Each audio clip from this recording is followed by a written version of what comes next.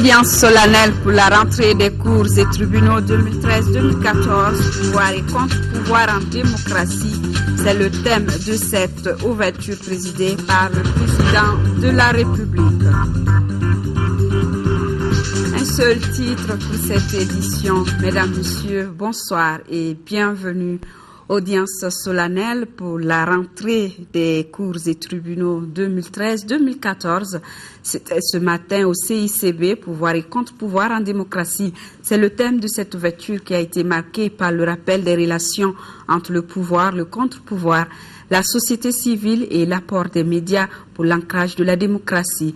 Présidée par le chef de l'État, Ibrahim Boubacar Keïta, elle a été marquée par des séries de plaidoiries faites par le rapporteur général et le bâtonnier de l'ordre des avocats. Compte rendu, Mahamadou Doumbia. L'ouverture de cette audience solennelle pour la rentrée des cours et des tribunaux 2013-2014 a été marquée par la prestation de serment de deux magistrats. Bakary Coulibaly, nommé conseiller à la Cour des comptes, et Cheikh Mohamed Dissegouba Koné, premier avocat général près la Cour suprême. Monsieur Bakary Coulibaly, levez la main droite et dites « je le jure ».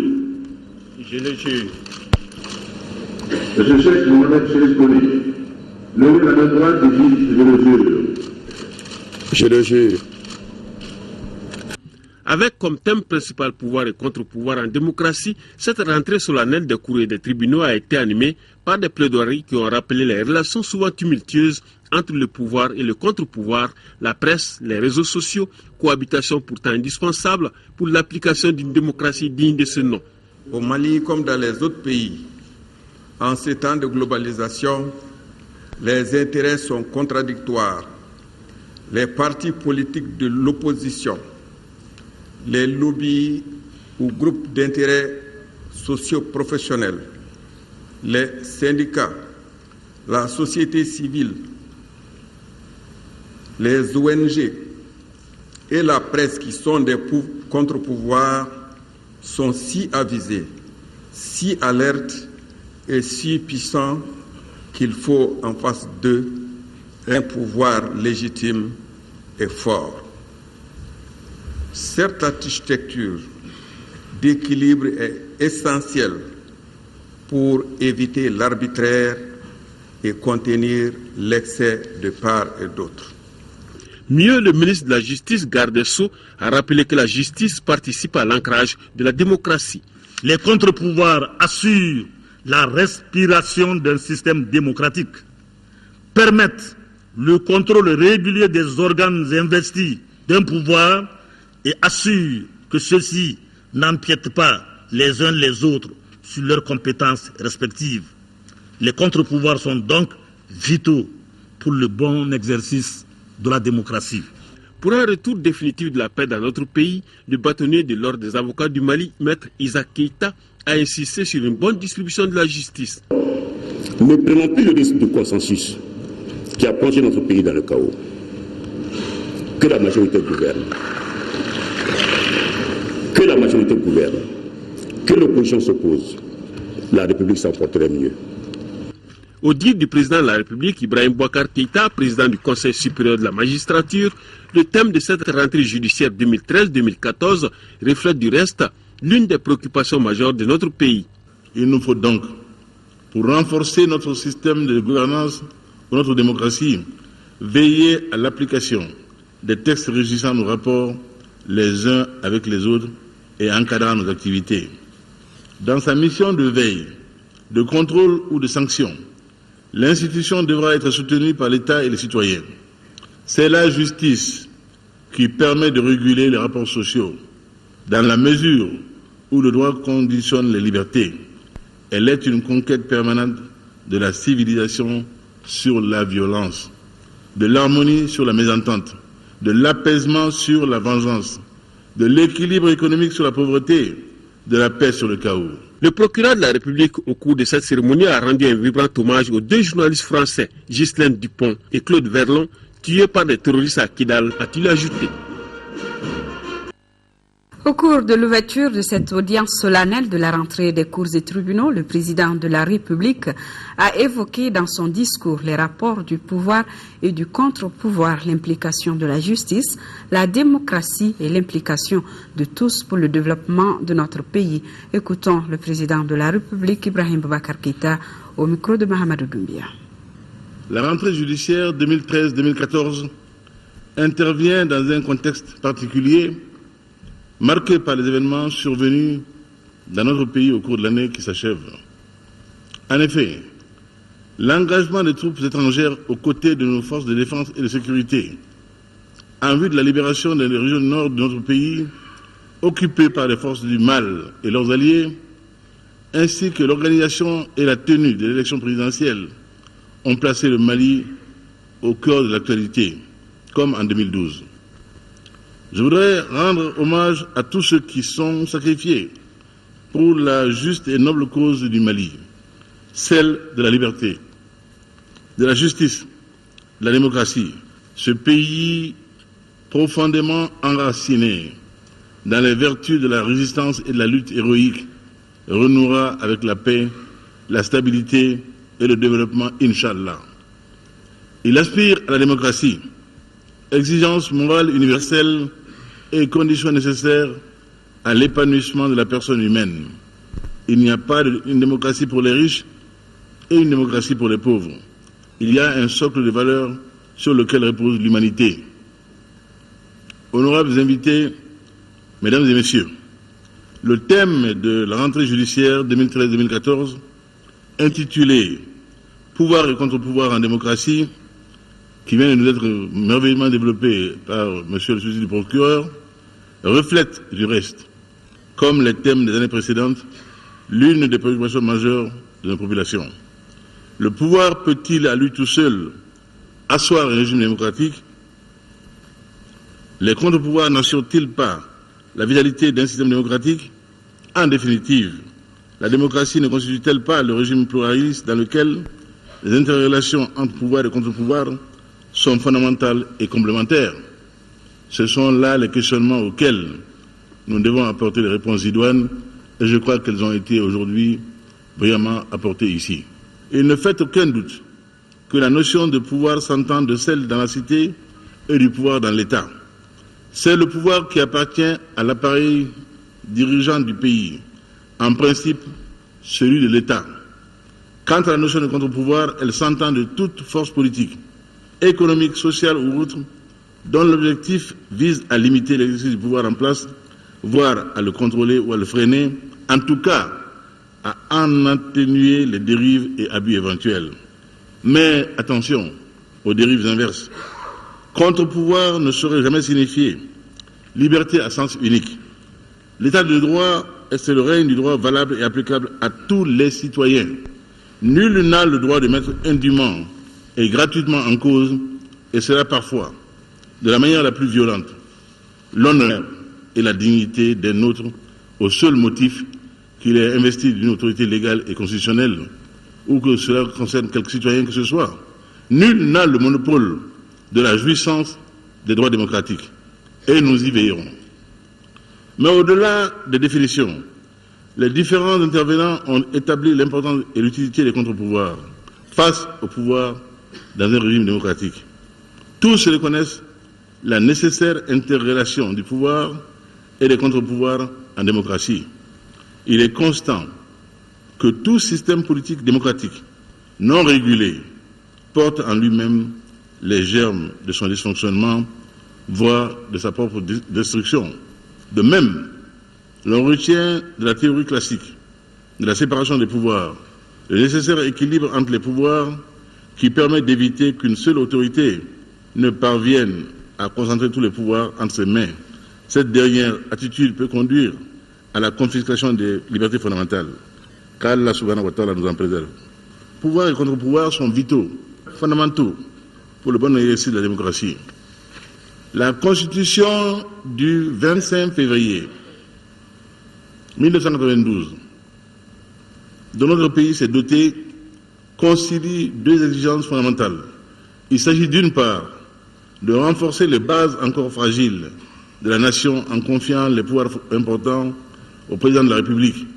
Et d'autre part, garantir, protéger et promouvoir les droits fondamentaux du citoyen, des libertés publiques, la dignité de la personne humaine et la justice. Elle est le creuset des pouvoirs et contre-pouvoirs institutionnels consacrés.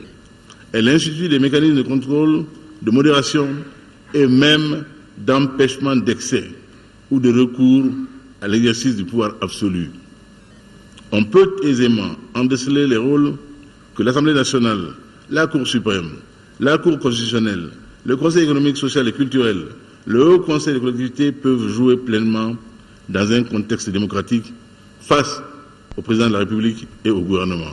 Les autres contre-pouvoirs, dont les rôles ont été brillamment évoqués par les différents intervenants, à savoir la presse, les syndicats, la société civile, les associations, les autres groupes ou corps organisés qui peuvent avoir une influence certaine sur le pouvoir en place, ne doivent rester en marge de la dynamique démocratique. Ils doivent jouer pleinement leur rôle qui est de surveiller, de modérer ou d'empêcher au besoin les abus des pouvoirs dont ils constituent les contre-pouvoirs. En régime démocratique, l'opposition politique doit aussi jouer pleinement son rôle. Il en va de la qualité et de l'exercice de la démocratie. Honorables invités, mesdames et messieurs, l'institution judiciaire dont nous célébrons la rentrée solennelle constitue un des leviers de l'État démocratique. Elle a un rôle majeur à jouer dans la marche des pouvoirs publics, mais aussi dans celle de l'exercice des activités de contre-pouvoir. Pouvoir et contre-pouvoir doivent exercer leurs activités dans le strict respect de la légalité, fondement de toute démocratie. Voilà à l'instant le président de la République, son discours d'ouverture à l'audience solennelle de la rentrée des cours et tribunaux. C'était ce matin au CICB où nous restons encore un peu plus. La première réunion du groupe de suivi de la conférence des donateurs de Bruxelles a donc démarré ce matin. On se rappelle que la conférence du 15 mai 2013 a permis de recueillir 3,285 milliards d'euros de promesses d'aide en faveur du Mali. 6 mois après cette rencontre, l'heure est venue de faire le bilan des engagements pris. À la date d'aujourd'hui, la Commission de l'Union européenne a engagé 304 millions d'euros sur les 523 promis à la conférence. Compte rendu, Brahma Traoré. 3,285 milliards d'euros, ce sont là les promesses d'aide faites au Mali par la communauté internationale. Des engagements pris lors de la conférence des donateurs tenue le 15 mai 2013 à Bruxelles. 6 mois après, où en est-on avec ces promesses d'aide? Une question centrale à laquelle doit répondre la première réunion du groupe de suivi de la conférence de Bruxelles. Du côté de l'Union européenne, les choses bougent. Sur les 523 millions d'euros annoncés à Bruxelles, déjà 304 millions d'euros ont été engagés et près de 125 millions d'euros décaissés en 2013. Et ceci notamment à travers notre contrat d'appui budgétaire et notre soutien au processus électoral. De nouveaux projets seront adoptés d'ici la fin de l'année, conformément aux priorités définies dans le PRED. Un projet d'appui à la réforme de la justice, un programme visant la prévention des conflits et la reprise des travaux de construction de routes entre Niono et Tombouctou était également attendue pour le début de l'année prochaine. Le Mali bénéficiera d'une enveloppe de 615 millions d'euros dans la prochaine étape, dans notre jargon, de 11e Fed.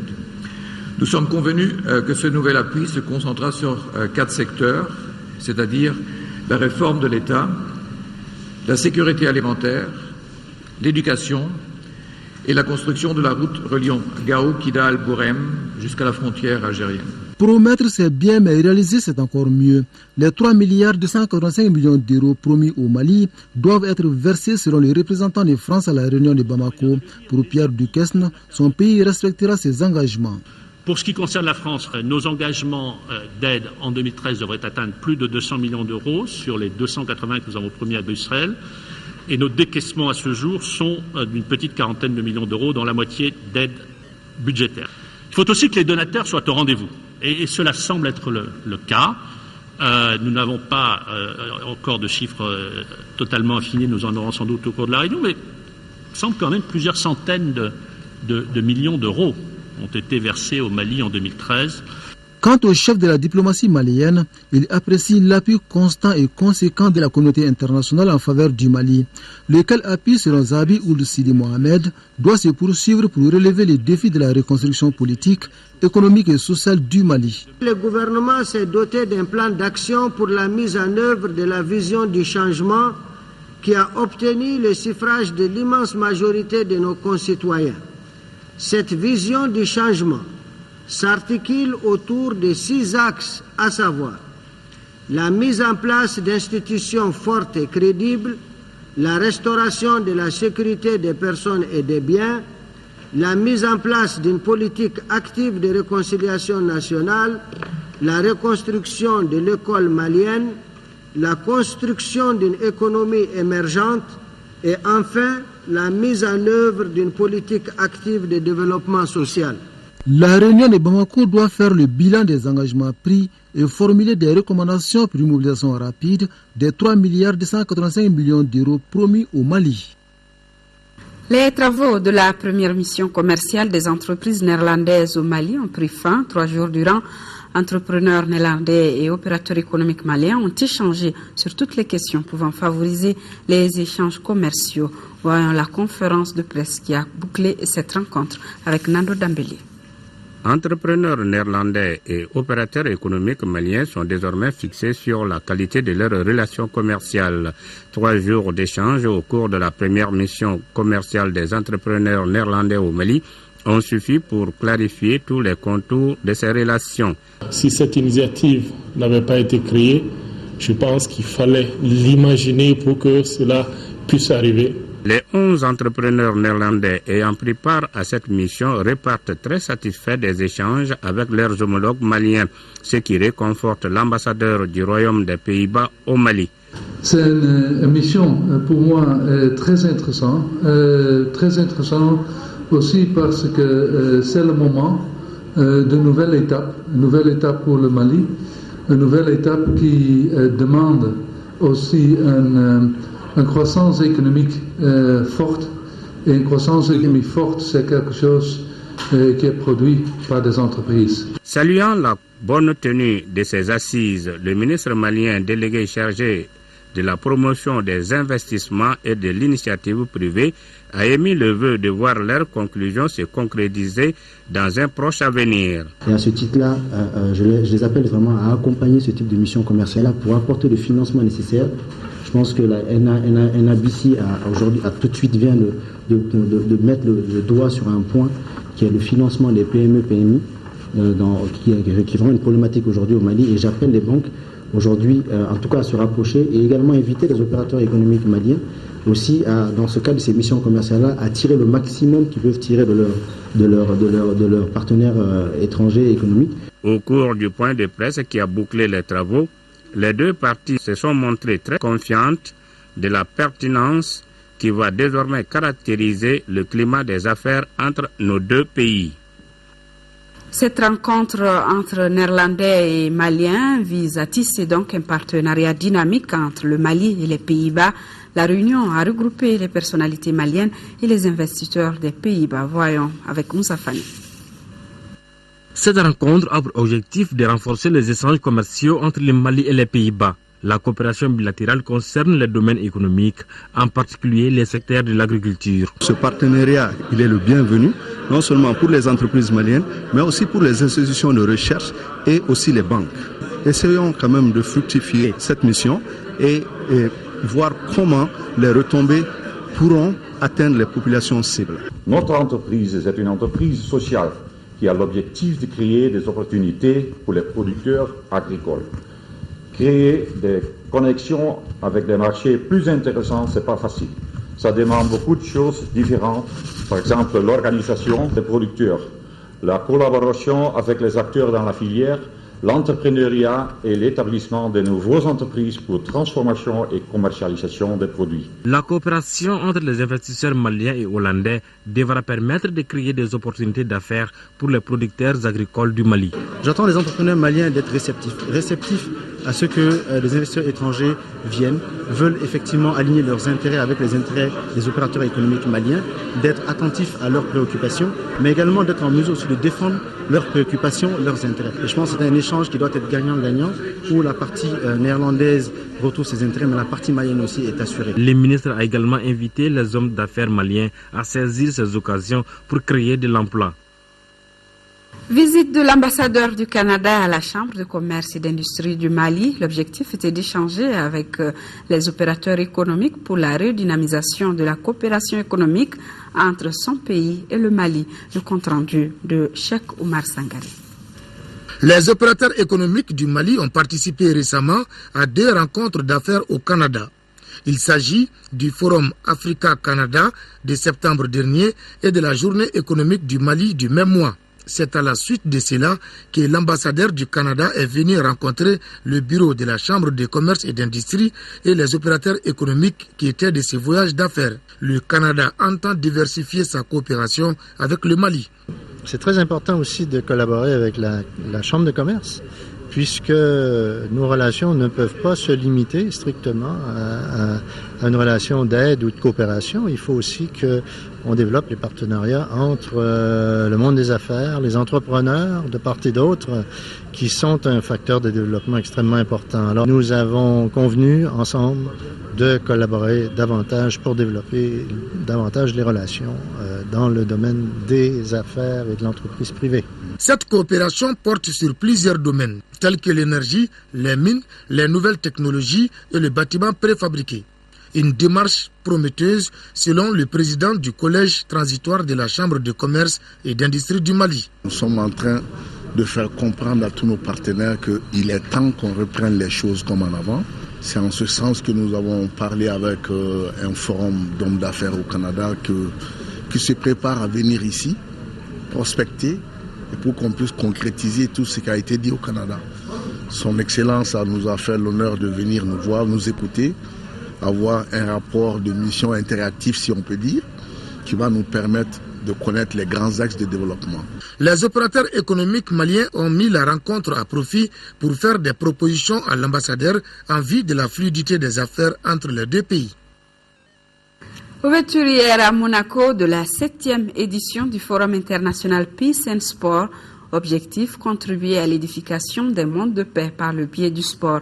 Madame Keita Aminata Maïga, épouse du président de la République, est l'invitée d'honneur de cette édition, à côté du prince Albert II de Monaco et du président de la République de Trinidad et Tobago. Nous vous proposons de suivre un extrait de la première dame au micro de Makanfin Konaté. Le Mali, mon pays, se remet d'une crise que la communauté internationale a fait sienne. Au nom de tous les participants maliens présents, du peuple du Mali, je voudrais saluer et remercier la communauté internationale. Je n'oublie pas non plus ces jeunes de Gao qui, pour le sport, ont osé braver les djihadistes sanguinaires. Sans paix et liberté, pas de développement durable. C'est le lieu pour moi de saluer tous les invités, mais surtout le président Joël Bouzou, infatigable chef d'orchestre de Peace and Sport. Avec son équipe, il n'a ménagé aucun effort afin que le monde entier, dans sa diversité, dans son engagement pour la cause de la paix et du développement, se retrouve sur cette si accueillante terre monégasque. La paix par le sport, un concept qui continue de rassembler tous ceux qui aspirent à un monde meilleur, trouve son origine dans la trêve olympique. En effet, le sport outillé des valeurs olympiques amène l'être humain à se soucier de sa condition physique, à savourer la joie de l'effort, l'amitié, l'excellence, le don de soi, la convivialité. C'est pourquoi l'Académie nationale olympique du Mali a axé ses activités sur la formation, la diffusion de ces valeurs dans les écoles, aux enseignants, aux élèves et aux différentes couches sociales de notre pays. Elle veut créer une synergie entre tous les acteurs prêts à véhiculer ces valeurs qui rejoignent aussi les objectifs de l'éducation environnementale.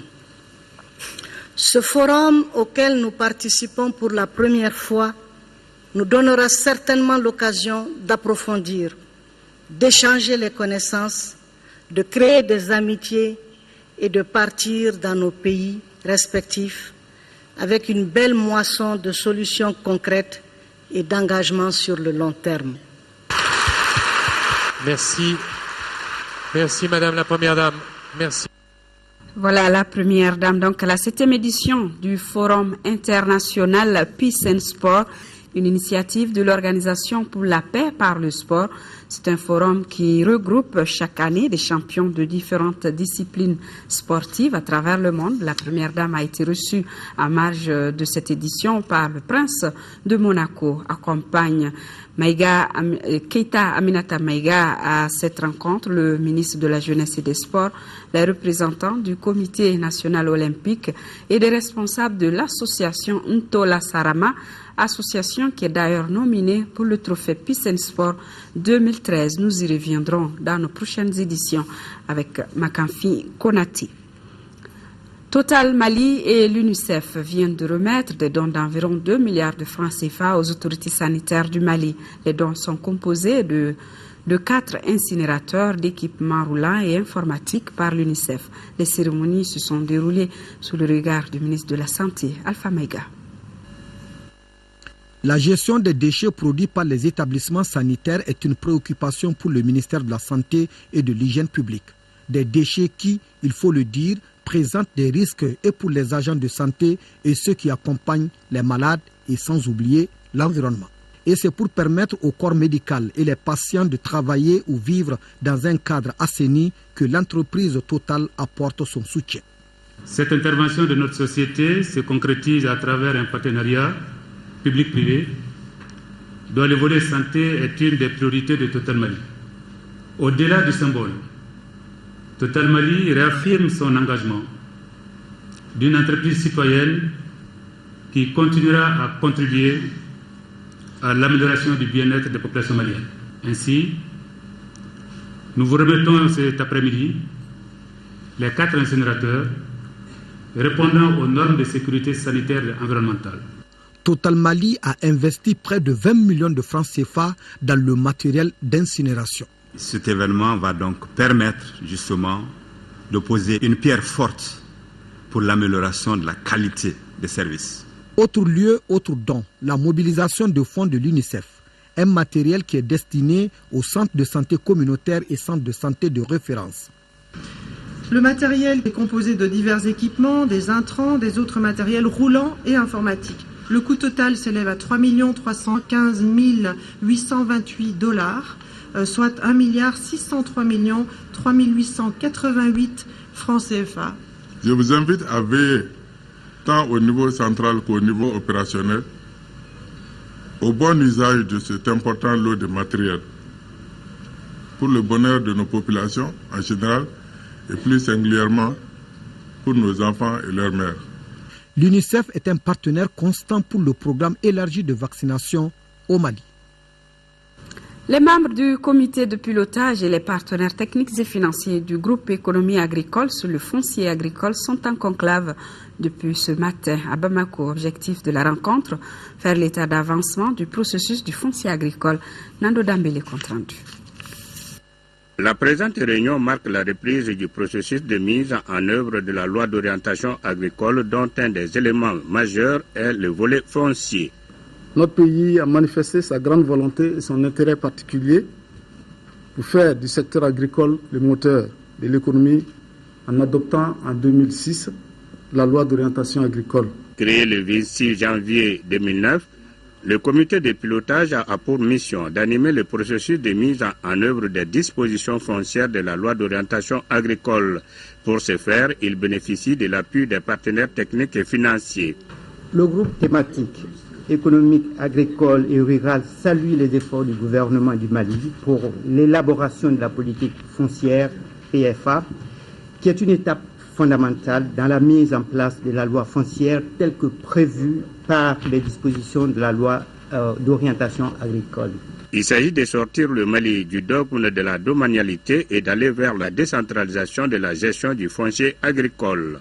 Pour relever ces défis, les autorités maliennes se sont engagées depuis plusieurs années dans un processus de réforme stratégique du secteur rural qui a abouti en 2006 à l'adoption de la loi d'orientation agricole, LOA. La loi d'orientation agricole place la question foncière parmi les principales préoccupations de la politique agricole du pays. Au cours de cette réunion, les membres du comité de pilotage et les partenaires techniques et financiers doivent travailler à améliorer le draft 1 du document sur le changement de politique foncière au Mali. La Ligue malienne des imams et érudits pour la solidarité islamique, en partenariat avec l'Agence nationale de la circulation routière, a lancé ce matin une lecture de Koutba sur l'insécurité routière dans toutes les mosquées du Mali. La cérémonie qui s'est déroulée à la grande mosquée a réuni plusieurs imams du district. Moussa Fane. L'Agence nationale de la sécurité routière, en Nazaire, est décidée à explorer toutes les pistes pour informer et sensibiliser au mieux les populations sur les accidents de la route. C'est ainsi qu'elle vient d'associer la Ligue malienne des imams et érudits pour la solidarité islamique, l'imam, à ses activités.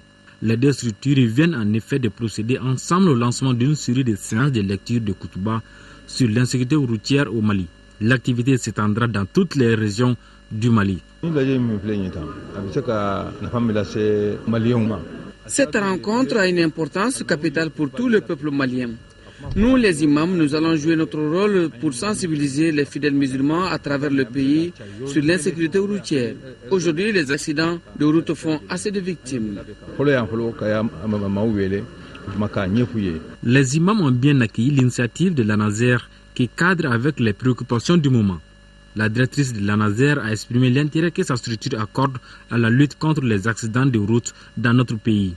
La lecture de Koutba contribue, à notre sens, à faire comprendre que la lutte contre l'insécurité routière demande une prise de conscience collective et individuelle.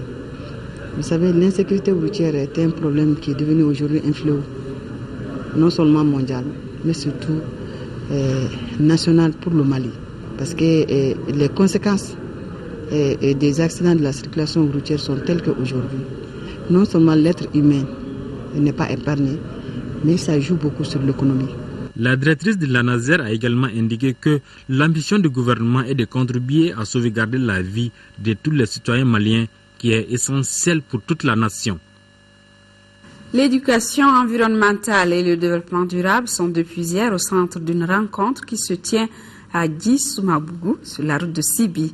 Elle est initiée par l'Agence de l'environnement et du développement durable en collaboration avec le ministère de tutelle. Le compte-rendu de Sokona Kamisoko. Plus les jeunes sont informés, mieux ils contribuent à la réussite du combat commun, celui de la protection de l'environnement. Une cinquantaine de jeunes sont à l'école de l'éducation environnementale, grâce à l'initiative de l'Agence de l'environnement et du développement durable. Principal module retenu, sensibiliser les participants à la nécessité de protéger nos ressources naturelles. L'environnement et l'assainissement, bien sûr, qui va avec, est une importante mine de création d'emplois. Avec l'environnement, il y a beaucoup de possibilités pour la jeunesse de notre pays. C'est une des grandes opportunités que nous avons. Et la jeunesse doit vraiment se former sur ces questions d'environnement, entreprendre dans ce secteur qui est vraiment porteur. Ça m'a permis de savoir qu'il y a du potentiel qu'on peut avoir en termes de création d'emplois, en termes de formation professionnelle dans le secteur de l'environnement. Donc, pour moi, ça a été bien de venir et de vous voir dynamique, prêt à apprendre. Donc, je voudrais vous encourager à participer activement pour pouvoir travailler dans vos localités respectives. Durant cette rencontre de 3 jours, les participants échangeront sur des modules comme les concepts environnementaux, les conséquences de la désertification et de la sécheresse. Auparavant, les 2 ministres, présents à l'ouverture de la rencontre, avaient visité les locaux du camp bio, situé sur la route de Sibi, à une vingtaine de kilomètres de Bamako.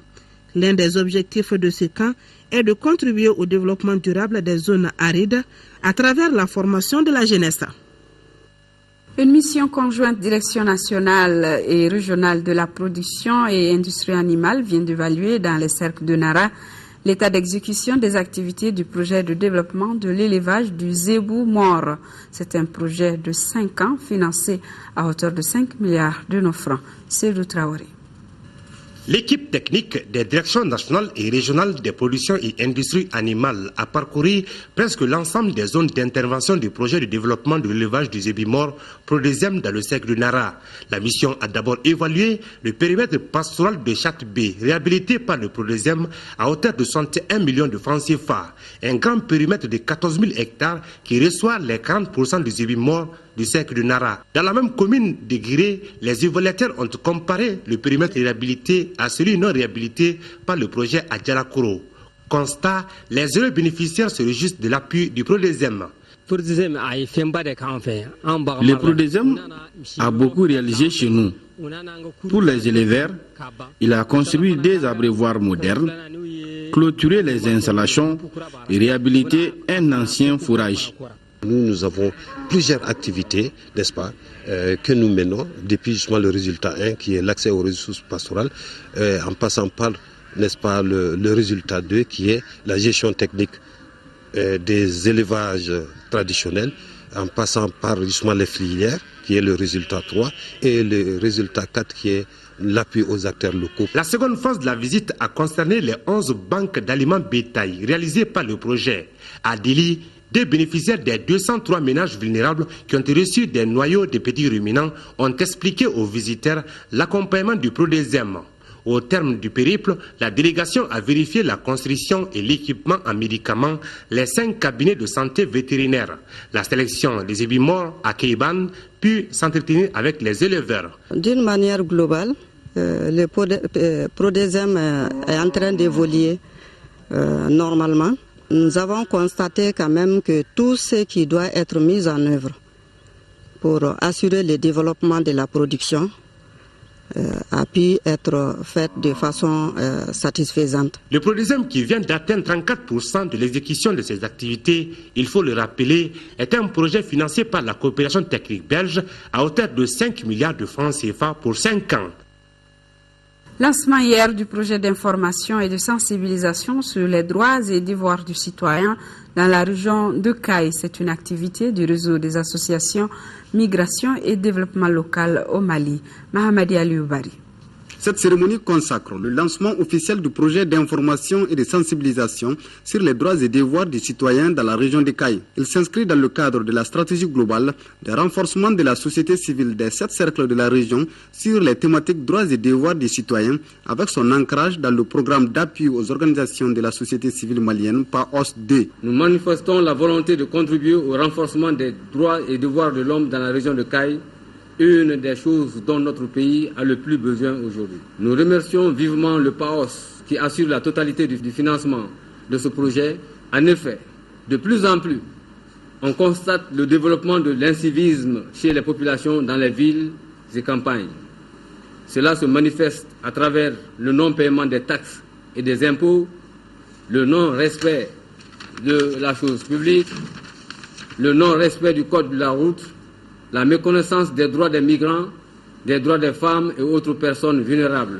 Ce projet vise à lutter contre toute violation des droits humains au Mali. Le projet vise essentiellement à apporter des solutions en vue de la prise en charge des problématiques et les perspectives diverses que soulèvent les liens théoriques, juridiques et empiriques entre les droits et les devoirs des citoyens. À apporter des solutions durables, concrètes et précises aux besoins de la population de Caille, en se classant comme un modèle intégré de projet de référence. Pour un coût global de 30 millions de francs CFA, ce projet a une durée de 12 mois à compter du 1er octobre 2013 jusqu'au 30 septembre 2014. Avec le retour progressif de la paix au nord du pays, la Banque de développement du Mali, BDMSA, a rouvert ses portes à Tombouctou, une réouverture accueillie avec beaucoup de joie par la population, nous signale Adama Djimde. La Banque de développement du Mali, BDMSA, agence de Tombouctou, vient de rouvrir ses portes au grand bonheur des clients. L'établissement bancaire se situe dans la logique de la reconstruction de la cité des 333 saints à travers les opérations de transfert, de dépôt et de retrait. Les fonctionnaires, opérateurs économiques et retraités, bref, l'ensemble des clients n'attendaient que ce jour. Ma plus grande satisfaction, parce que moi je suis domicilié à la BDM et je me voyais mal à Tombouctou sans cette banque-là. Donc maintenant que l'agence est ouverte, je suis sûr que je peux me stabiliser, faire mes opérations et puis subvenir à mes besoins. Pratiquement tous ceux qui sont là, et il faut les regarder, autant qu'ils sont ceux de retraités. Et je vous le dis, le mois d'octobre, aucun d'eux n'a touché 5 francs. Aucun d'eux. Donc c'est un grand soulagement. Pour la réouverture, aujourd'hui, c'est des retraités seulement qui sont là. Faites seulement un zoom sur tous ces gens qui sont là. C'est de vieux. Donc c'est un grand soulagement. Je trouve que vraiment c'est une très bonne chose. Et d'ailleurs, ils ont même pris du retard. Pour les responsables de la BDM, l'institution financière n'a d'autres ambitions que de soutenir la relance des activités socio-économiques. Notre souci premier est d'être le plus près possible de nos clients et c'est dans ce cadre que nous sommes ici ce matin pour réitérer notre désir d'accompagner les secteurs d'activité de Tombouctou dans leur développement. Je vais dire à nos frères de Tombouctou que nous avons toujours été avec eux. Tout ce qu'ils ont vécu, nous l'avons vécu et ressenti au plus profond de notre âme. Je vais rassurer les agents travaillant dans cette banque que nous emploierons tout notre effort pour assurer leur sécurité. Parce qu'il s'agit de cela. Le développement ne peut pas aller sans la sécurité et la sécurité aussi ne peut pas aller sans le développement. Les deux sont intimement liés. Avec le retour progressif de la paix, la BDM rallonge la liste des banques présentes après la BMS et la BNDA. À Gao, tenue d'une journée de concertation entre les acteurs régionaux sur le dialogue, la paix, la cohésion sociale et la reconstruction. Elle a été organisée par le consortium des ONG, groupe de recherche pour l'amélioration des initiatives des populations et TASACT. Le but recherché est la création d'un cadre d'échange entre tous les fils de la région. Boubacar Babletouri. Ils sont une soixantaine d'hommes et de femmes composés de leaders religieux, de leaders communautaires et de jeunes à prendre part à la journée de concertation des acteurs de Gao, toutes compétences confondues. Elle a porté sur le dialogue, la paix, la stabilité, la cohésion sociale et la reconstruction après cette liberté retrouvée. Organisée par le consortium des ONG, GREP, Groupe de recherche pour l'amélioration des initiatives des populations et TASAG, elle vise à instaurer le dialogue entre les fils de la région en vue de la recherche de solutions à une paix durable entre ces différentes communautés. Il faut qu'on se concerte, il faut qu'on se conseille, qu'on essaie de faire une cohésion sociale pour que le Mali revient comme il était, ou bien plus que comme il était. Pour retrouver cette paix, nous avons décidé de nous engager, nous, en tant que femmes. Nous avons décidé de faire une grande sensibilisation pour que la paix règne au moins à Gao. Un des faits marquants de ce cadre d'échange a été l'intervention des représentants des différentes entités relatives au pardon, à l'acceptation de l'autre, au respect mutuel et au changement de comportement. Autant de solutions qui peuvent ramener cette paix précieuse. Aujourd'hui, tout le monde sait que les populations du Nord se regardent, si je puis dire, en chaîne de faïence pour certaines. Mais nous, on pense que ça, c'est une étape, c'est quelque chose qui s'est passé et que les gens peuvent surpasser ça, dépasser ça. Et c'est pourquoi nous pensons que l'initiative, c'est d'amener les gens à se parler, à s'écouter, pour que le vivre ensemble soit une réalité. Cette journée fait partie des activités de paix, de dialogue et de réconciliation enclenchées par le gouvernement et ses partenaires. Et dans le cadre de l'organisation de la campagne médiatique des élections législatives du 24 novembre, le président du Comité national de l'égal accès aux médias d'État invite les candidats dont les noms suivent à se présenter au siège de l'organe le vendredi 8 novembre 2013 pour l'enregistrement de leur message de campagne. 9h, indépendant Faba Seré, 9h20, indépendant Signé Sigui Gundo, 9h40, indépendant La Paix et l'Unité nationale, 10h, indépendant IBF, 10h20, UPPR, 10h40, UFD, 11h, PCR, 11h20, PSP, 11h40, UPD, midi, PDS, 12h20, UMPC, 12h40, MADI, 13h, indépendant IRNATA, 13h20, indépendant Boubakari Diko, 13h40, SIRA, 14h, CODEM. Juste après cette édition, vous pourrez suivre les messages de campagne des candidats du MPJS, PDM, FAMA, PESAM, Senas Fasohere, URD, BMDT, PLA, CDS Morotigia et PACP. Et suite à l'assassinat des deux journalistes de RFI, nous continuons de recevoir des messages de compassion ce soir. Ils émanent de l'Ordre des avocats du Mali, de l'Association des fonctionnaires et diplomates à la retraite, du ministère des Affaires étrangères et de la coopération internationale et de la solidarité africaine et du Parti pour la solidarité africaine pour le développement et l'indépendance. Ils condamnent cet acte cruel, lequel constitue une atteinte grave au droit à l'information et à la liberté de la presse. La deuxième édition du festival Carrefour de la mode se tiendra du 15 au 17 novembre 2013. L'annonce a été faite le mardi dernier au cours d'une conférence de presse. C'est un projet qui est initié par l'agence Tom Event et Mali Mode Association et leurs partenaires, qui verra la participation d'une vingtaine de stylistes et créateurs de mode. Pour plus de précision, Modibo Soirée a interrogé Tahara Touré. Elle est promotrice du festival Carrefour de la mode. Nous l'écoutons. En fait, Carrefour, c'est un lieu de rendez-vous pour les amateurs de la mode et beauté. C'est pour promouvoir la mode. Et cette année, on va le faire pendant un week-end. Il y aura un week-end pour célébrer la mode au Mali, du vendredi au dimanche. En fait, cette année, il y aura des ateliers, des conférences débats qui va parler un peu du rôle de l'artisanat.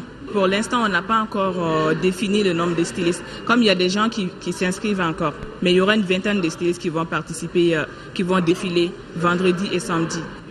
Ça va être que des stylistes maliens, mais il y aura quand même un Nigérien qui va venir. Il y aura des prestations d'artistes et il y aura un défilé enfant cette fois-ci, uniquement pour les enfants avec les collections enfants. Est-ce que vous avez un appel à lancer? Voilà, l'appel que j'ai lancé, c'est de demander à la population malienne et d'autres populations qui sont là au Mali de venir massivement voir les collections de nos stylistes d'ici. Ça va se passer au CCF à l'Institut français du Mali.